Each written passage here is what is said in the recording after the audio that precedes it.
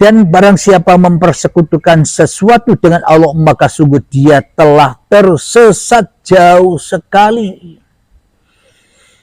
Inilah bahwa kita bila masih mempersekutukan Allah dengan sesuatu, yakni sesuatu itu apa? Ya diri kita sendiri.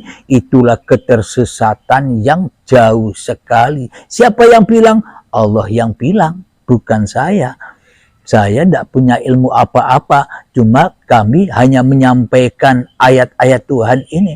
Selain untuk menyeru diri saya sendiri dan menyeru sahabat-sahabat yang mau diseru, yang mau diajak, yang tidak mau diajak, ya tidak apa-apa, tidak ada paksaan di sini. Kenapa? Karena ayatnya hanya orang-orang yang dikehendaki saja yang bisa bangkit. Satrio Paningitnya bisa bangkit, Al-Mahdinya bisa bangkit, ke Rasulnya. Orang-orang yang dipilih Allah saja. Berarti yang dipilih dengan yang tidak dipilih lebih banyak mana? Ya lebih banyak yang tidak dipilih. Yang dipilih dan yang tidak dipilih lebih sedikit mana? Ya lebih sedikit yang dipilih. Jadi amat sangat langka yang dipilih ini. Jadi bila di dalam hati kita sudah ada rasa ingin kembali kepada Allah, maka teruskan perjalananmu. Jangan berhenti di situ. Carilah guru pembimbing yang dapat melepaskan sesuatu itu darimu, agar sesuatu itu tidak ada lagi kecuali Allah. Mari kita lanjutkan ayat yang ke-117 di dalam surat An-Nisa. Iyad'una min dunihi illa inatha wa iyad'una illa syaitanam marida. Artinya, yang mereka sembah selain Allah itu tidak lain hanyalah berhala. Dan mereka tidak lain hanyalah menyembah setan yang durhaka. Nah, inilah jelas ayatnya. Apakah paparan-paparan diuripi Allah ini menyimpang dari Al-Quran? Anda sendiri yang bisa menilainya. Saya ulang lagi. Dan mereka yang mereka sembah selain Allah itu tidak lain hanyalah berhala, dan mereka tidak lain hanyalah menyembah setan yang durhaka. Subhanallah, sangat amat nyata Al-Quran ini.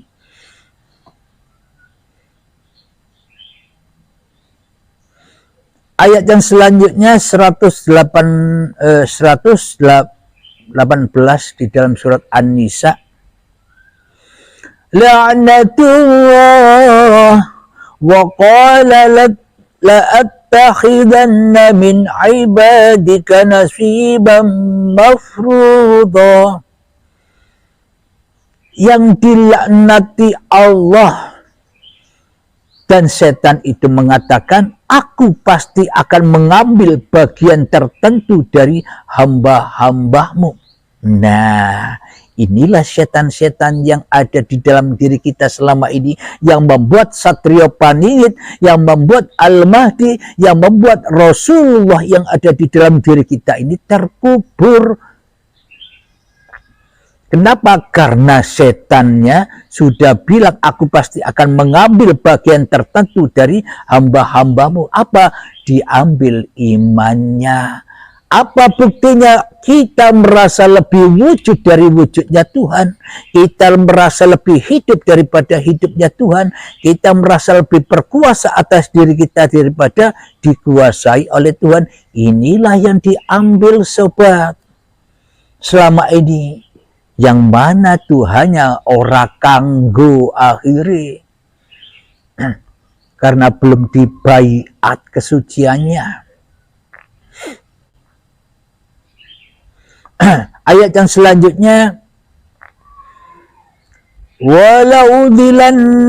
ولأضلنهم ولأمنينهم ولآمرنهم وليبتكن آذان الأنعام ولآمرنهم وليغيرن خلق الله ومن يتخذ الشيطان وليا من دون الله فقد خسر خسرانا مبينا.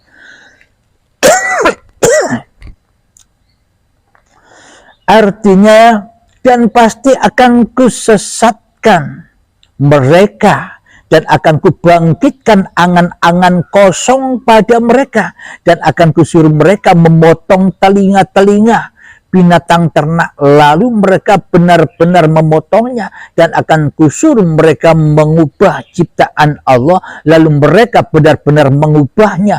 Barang siapa menjadikan setan sebagai pelindung selain Allah, maka sungguh dia menderita kerugian yang nyata. Benar tidak apa yang dipaparkan di uripi Allah? Subhanallah, sungguh nyata, sudah terjadi. Telinga yang dipotong itu siapa? Ya, telinga kita sendiri yang masih menjadi binatang ternak. Yakni barang siapa yang memperturutkan hawa nafsunya, maka derajatnya tak lebih tinggi dari hayawan. Kita selama ini jadi binatang, lebih jelek dari binatang, tapi rakroso. Kenapa? Karena Al-Mahdinya. Kenapa? Karena Satrio Paningitnya. Kenapa? Karena kerasulannya masih terkubur, ora dibangkitke.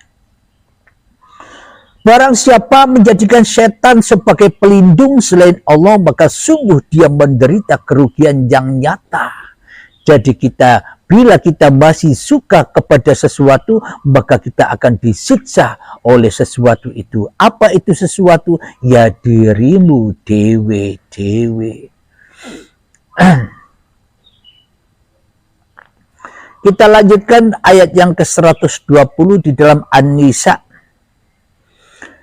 Ya'iduhum wa yumannihim wa ma ya'iduhum asyaitanu illa hurura.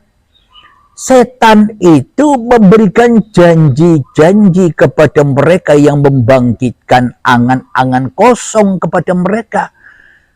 Beragamanya kosong, bertuhannya kosong, mun angen-angen wae, janji-janji setan yang muluk-muluk, surga-surga setan yang muluk-muluk, ganjaran-ganjaran setan yang muluk-muluk itu.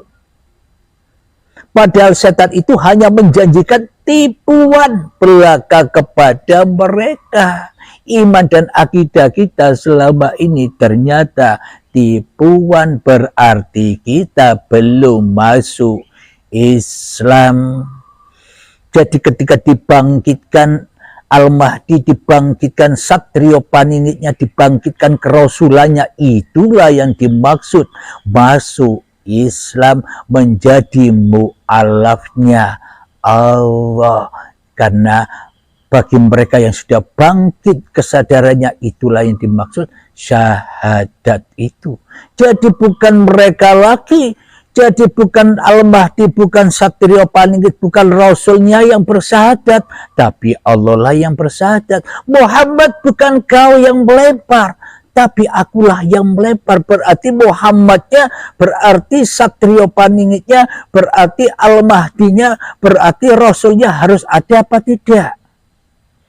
Kan harus tak ada. Maka ketika sudah tak ada Al-Mahdi, tak ada Satrio Paningitnya, tak ada kerasulannya, maka hanya Allah lah yang berbuat atas seluruh apa yang dilakukan atas hamba-hambanya. Itulah yang dimaksud lillahi ta'ala, dan itulah yang dimaksud amal soleh, itulah yang dimaksud amal kebajikan di sisi Allah, bukan amal kebajikan di sisi manusia yang penuh tipuan itu. Kata siapa? Sholatnya tertipu, ibadahnya tertipu, sholawatannya tertipu, baca Al-Qurannya tertipu, kepintarannya tertipu, kecerdasannya tertipu. Kata siapa? Kata setan di dalam ayat di atas tadi. Kan kita hanya ditipu oleh setan, ditipu oleh iblis. Agar apa? Agar tambah jauh dan jauh dari Tuhannya.